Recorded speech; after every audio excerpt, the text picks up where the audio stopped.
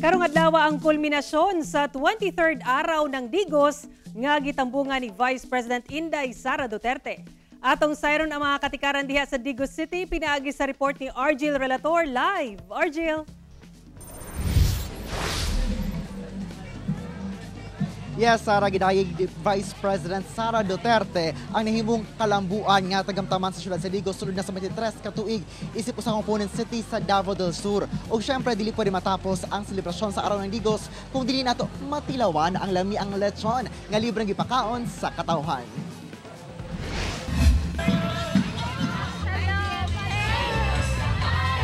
Aktibong misalmod sa socio-civic parade ang mga ahensya sa gobyerno, organisasyon o grupo sa kulminasyon sa pagsaulog sa 23rd araw ng Digos karong adlaw.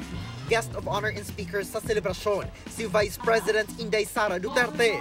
Gidayeg ni VP Sara ang Digosenyos sa kalambuan nga nakabot sa syudad gikan pa niadtong nasiak kini gikan sa lungsod sa Santa Cruz nahimong usa ka lungsod ug karon usa na ka component city ug sentro sa komersyo sa Davao del Sur.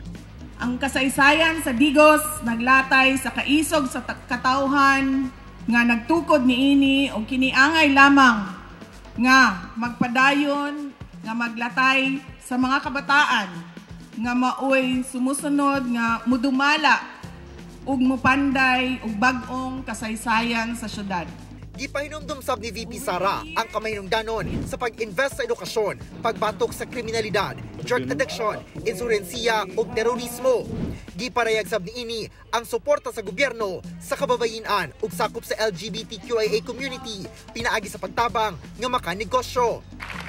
Along with the small capital, OVP will also train you, which is mo ni ang pinaka-importante kung ano nagtukod mi sa magnegosyo taday. Dili ang negosyo kundi tudluan ang mga tao unsa ang tamang pagnegosyo. Nihatag sab og pinansyal nga tabang si Senator Amy Marcos alang sa pagpalambo sa vegetable farming sa lungsod.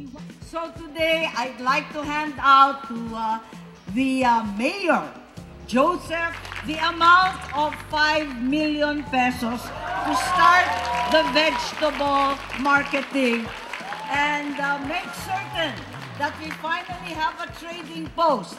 Samtang mihataw sab sa community dance ang Vice Presidente, kauban ang uban pang national officials. Og syempre, isip kabahin sa kaugdahan, hapit gatos ka mga baboy ang duwang galetsyon ato sa tinuig nga letsyonan sa kadalanan, agig pagpasigarbo sa mabungahong lechon industry sa syudad. Hinoon, doon na sa 120 ka mga lechon baboy ang libreng ipakaon sa mga bisita ato sa Eat All You Can Lechon nga gidalit sa Digos City LGU. Busa, solved na ang paniudto sa mga Digosenyo ug mga bisita. Lami kayo kay crispy kayo. Lami kaayo jud as in dili na ko ma-explain kanang lahi-lahi ang timpla pero lami kaayo gyud. Balik-balik yun ang mga tao diri sa Digos. Unsay laso lechon sa Digos? Lami. Anong lami man? Sagsagdo nagtimpla. Tapos, The best. Sara, nakisalo sab si VP Sara uban ang mga opisyal pa sa gobyerno kaganina dinhi sa Eat All You Can nga lechon sa Rizal Park. Samtang unya taod-taod diri pagayon nga konsyerto agi pagtapos sa selebrasyon sa 23rd araw ng Digos. Sara. Okay, happy araw ng Digos sa ato mga kapusong Digosenyo ug Jill, paabot mi sa lechon na.